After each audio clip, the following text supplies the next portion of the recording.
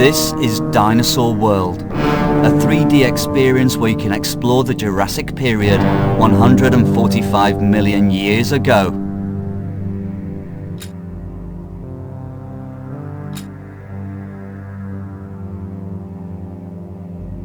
This is the Jurassic period, 145 million years ago, a world dominated by giants. The great continent of Pangaea, which used to stretch from pole to pole, is now breaking up. The warm climate is generally much wetter, and there are vast forests, but this is the dry season and water is scarce. The tree ferns are a type of fern which form a trunk to grow taller, away from the competition of other ground-level plants.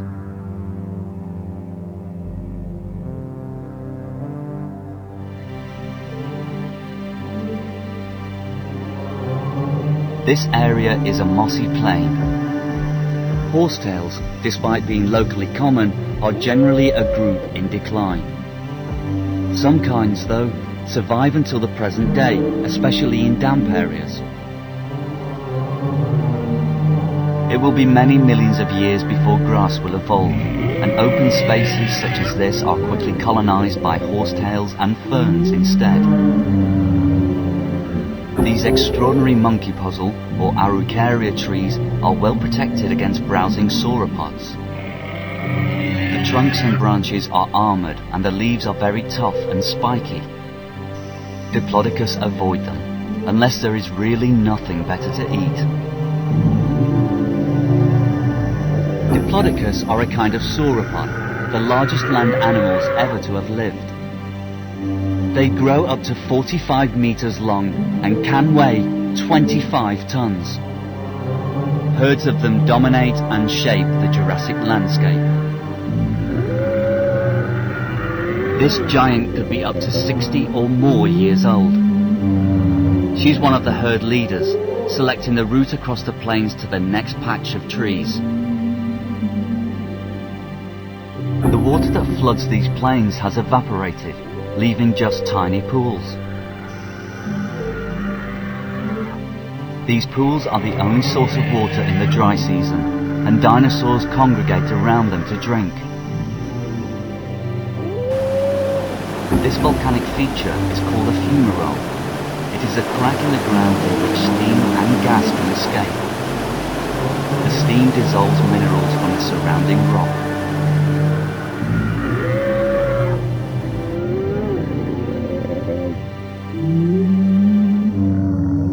The prodigious appetite of the sauropods means that they have to remain constantly on the move. As the dry season sets in, herds have to travel further and further in search of fresh vegetation.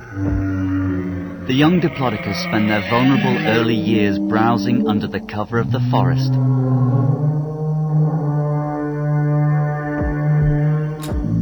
Diplodocus travel in herds of up to 20 animals, a mixture of adults and youngsters.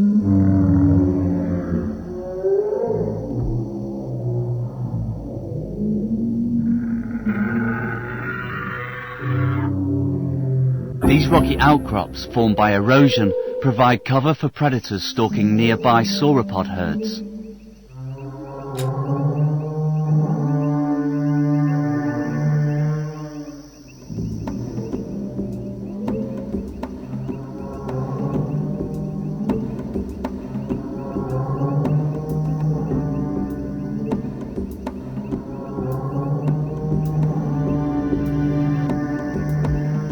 Allosaurus, the lion of the Jurassic Age.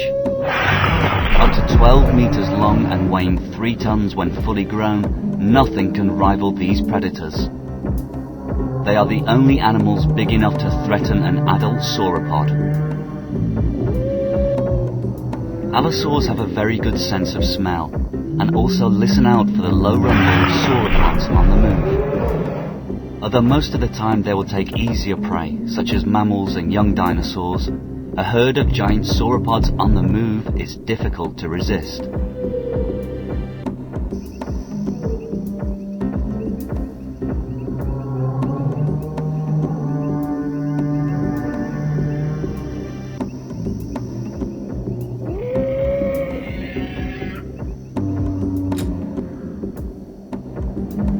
Allosaurus' method of killing is brutal. They simply run at the sauropods and take bites out of them, leaving victims to die of shock and blood loss. The older animals have seen movement or smelled a predator. A pterosaur is flying overhead. These intriguing creatures ruled the air in prehistoric times. The shrubby Benedictalis are very common in this area.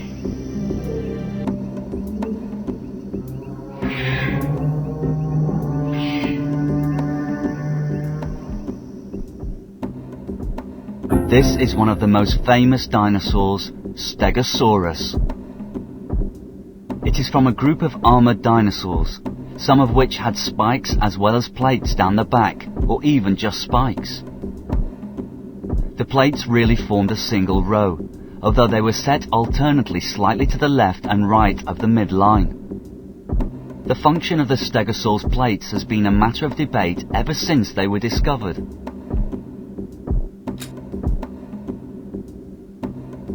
There is a patch of strange-looking sand here, surrounded by lush vegetation.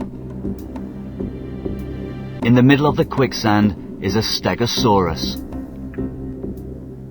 The smell of the area suggests that this Stegosaurus has been dead for a day or two. If you set a stakeout camera here, you may see some scavengers attracted to it.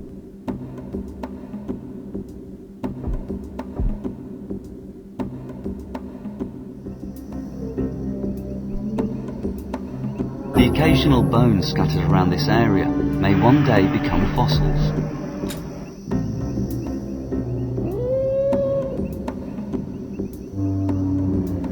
Cycads are a group of plants which are flourishing in a Jurassic environment.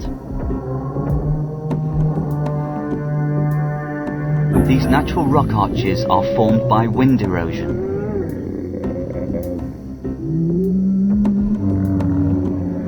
As the dry season sets in, vegetation becomes scarcer, and the Diplodocus herds travel further and further in search of food. The bare remains of cycads show that a herd of sauropods has passed this way.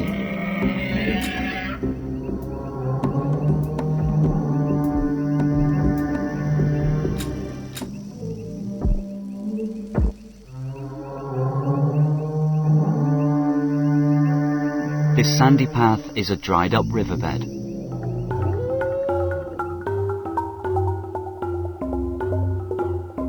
The huge dinner plate-like prints in the mud are those of a Diplodocus.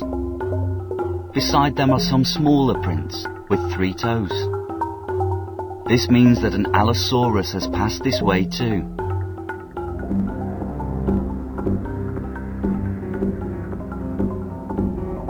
A huge female Allosaurus has just killed a small Diplodocus, which has strayed too far from the cover of trees. If you leave a stakeout camera here, you can watch it eat and keep an eye out for scavengers that may follow.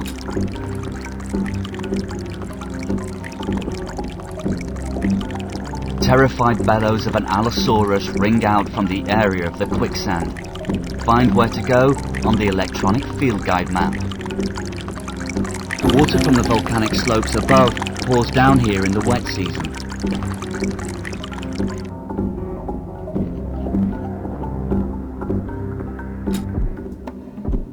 Stegosaurus may have been able to increase the blood supply to its plates, making them flush red. An Allosaurus has become trapped in the quicksand.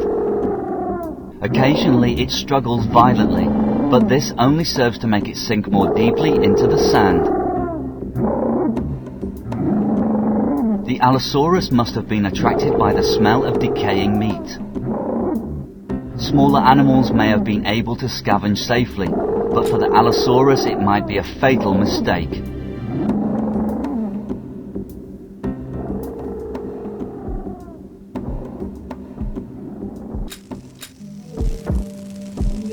A dragonfly flies past. They are one of the most ancient types of flying insect.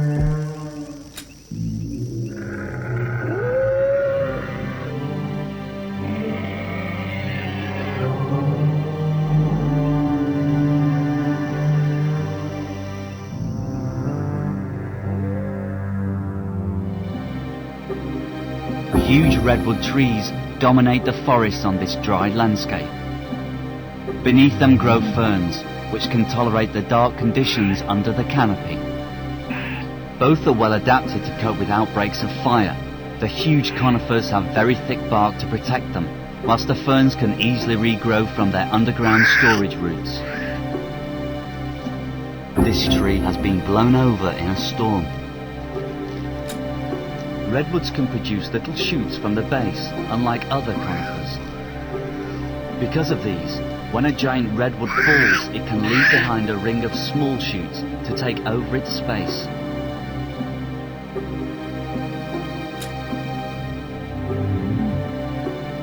This mound of earth and vegetation is actually the nest of an Allosaurus. If you set a stakeout camera here, you may catch a glimpse of her. Underneath the mound, eggs will be incubating, kept at a relatively constant temperature. The entrance to a secondary vent of the great extinct volcano is just visible. This has formed a tunnel just big enough for a dinosaur to explore. Stalactites can be seen on the roof of this volcanic vent. They are formed from the minerals deposited as water drips from the roof. The tunnel emerges in a volcanic crater, once the centre of a violent eruption, but now a tranquil area with a beautiful lake. The crater catches rainwater, and the lake up here is one of the last areas of water to evaporate in the dry season. Although the volcano is extinct, it still gives off heat.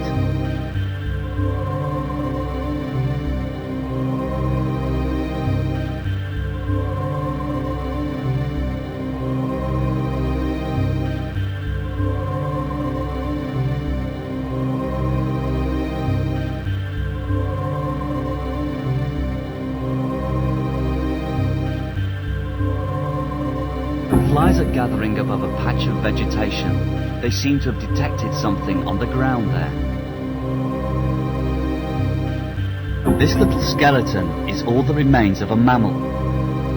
It was a multituberculate, a common rat-like animal living amongst the cycads and gnawing at the vegetation.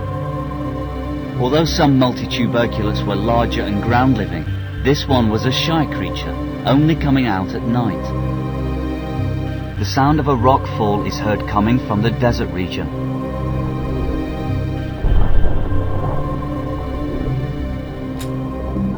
Find where to go on the electronic field guide map.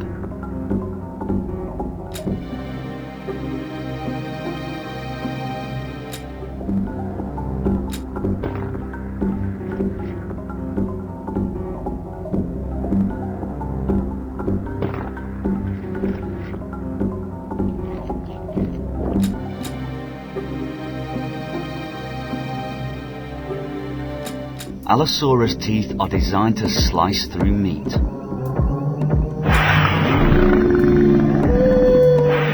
The sauropods are alarmed by the presence of the Allosaurus.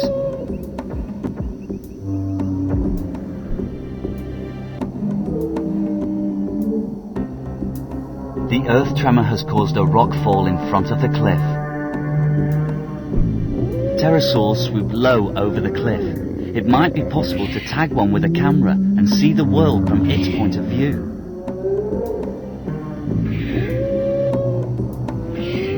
Pterosaurs are related to dinosaurs and crocodiles, but are actually a separate animal group.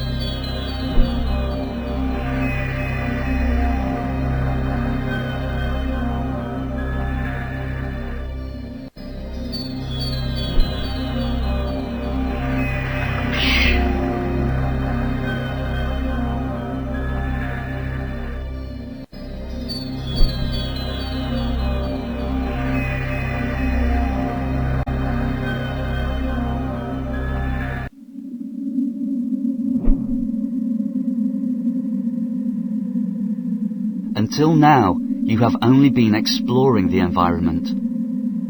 Now explore the behaviour of the animals by creating your own herds. You can create Diplodocus by pressing S or L for small or large.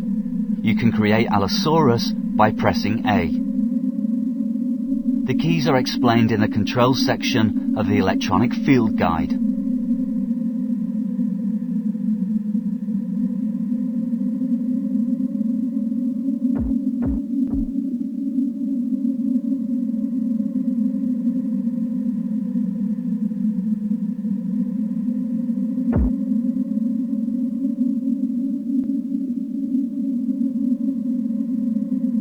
The flat floodplains stretch for miles.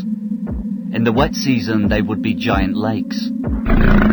As the dry season bites, these start to evaporate, leaving glaring white salt pans. Herds of giant sauropods migrate across the plains, heading for patches of forest which they haven't yet stripped of leaves.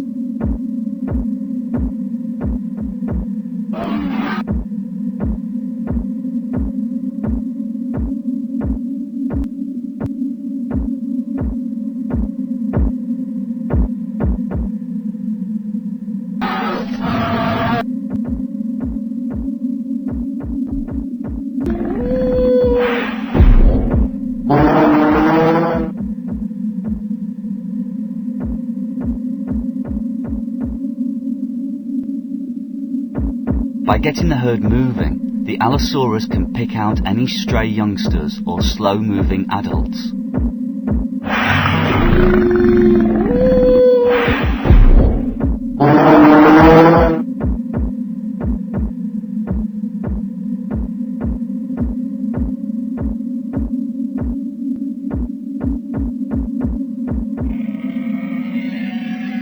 They must select a victim and then wait for the opportunity to attack.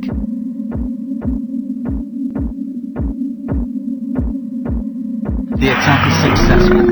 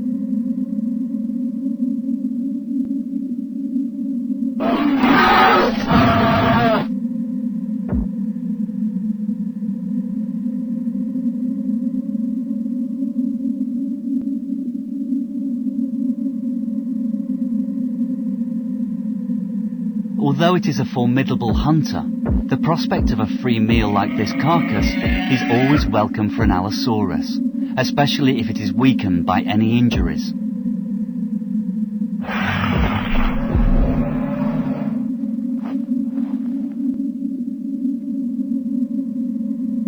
Predators will be attracted from all around by the smell of meat, and so the smaller and weaker animals must take the opportunity whilst they can.